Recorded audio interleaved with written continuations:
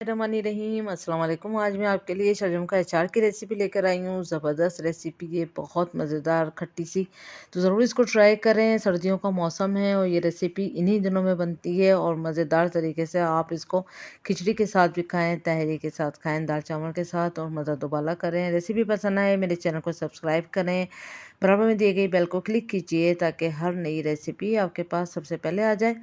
अब आते हैं हम रेसिपी की तरफ। तो यहाँ शलजम लिए हैं मैंने 1 किलो। अब इनके हम छिलके उतार लेंगे आराम से। पूरे शलजम के हमने इस तरह से छिलके उतार लेना है, और ये बहुत ताकतवर होते हैं बहुत विटामिन मिनरल्स होते हैं इसमें, और आईसाइट के लिए भी बहुत अच्छे होते हैं, और मैदे और जिगर के लिए भी बहुत अच्छे होते हैं। तो जिस तरह मैं आपको रेसिपी बता रही हूँ उसी तरह बनाइएगा, तो आपको मज़ा भी आएगा और साथ साथ सेहत के लिए भी ये कारगर साबित होंगे।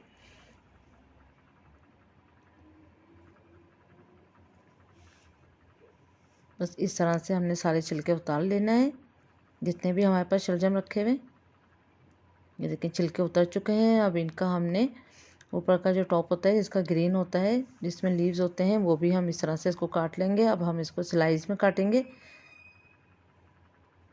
देखिए इतने ही मोटे स्लाइस इसके कटेंगे, ना बहुत पतले ना बहुत मोटे, और गोल कटेंगे। और इसको टुकड़ों में नहीं काटते हैं, बस इसी तरह से गोल गोल काटते हैं। ये देखें सारे के सारे शलजम जो है वो कट चुके हैं।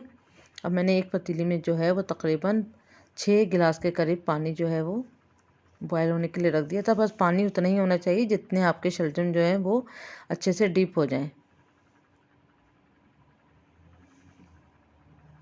उसके बाद हम एक बॉयल आने तक इसको हम पकाएंगे। तकरीबन 5 से 7 मिनट हमने इसको कुक किया। इसको बहुत गलाना नहीं है, सिर्फ हमने इसको हाफ डन करना है। अब इसको हम चूल्हा बंद करके इसको ठंडा होने का इंतज़ार करते हैं। बॉयल आए पानी में हमने डाले थे, और तकरीबन 7 मिनट हमने इसको बॉयल आने के बाद कुक किया था। उसके बाद हमने इसको ठंडा कर लिया। बिल्कुल ठंडा होने के बाद इसमें मसाले जाएंगे। ये मैंने राई ली थी, 3 टेबल स्पून राई इसके अंदर जाएगी, लेकिन राई को हम साबुत नहीं डालेंगे, हमने ग्राइंडर में इसको पीस लिया है। बहुत पाउडर नहीं, लेकिन हमने इसको तकरीबन इसको अच्छा सा दरदरा सा पीसा है। तो 3 टेबल स्पून इसमें राई जाएगी फुल भर के। क्रश किया हुआ हमने लहसुन लिया है 2 टेबल स्पून। इसमें ना साबुत जाएंगे और ना ही पेस्ट जाएगा इसमें। तो 2 टेबल स्पून हमने देसी लहसुन लिया है यहाँ पर। उसके बाद कुटी हुई लाल मिर्च जाएगी 2 टीस्पून। यहाँ मैंने तकरीबन 2.5 टीस्पून के करीब कुटी हुई लाल मिर्च यूज़ की है। आप अपने जायके के हिसाब से भी डाल सकते हैं। नमक भी अपने जायके के हिसाब से डालें। मैंने यहाँ पर 1 टीस्पून नमक डाला है।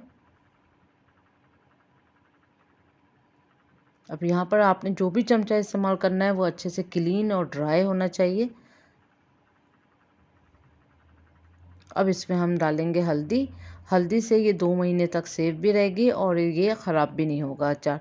तो हल्दी जाएगी इसमें 1 टीस्पून, और इससे कलर भी अच्छा हो जाएगा, और ये हल्दी वैसे भी बहुत मुफीद होती है।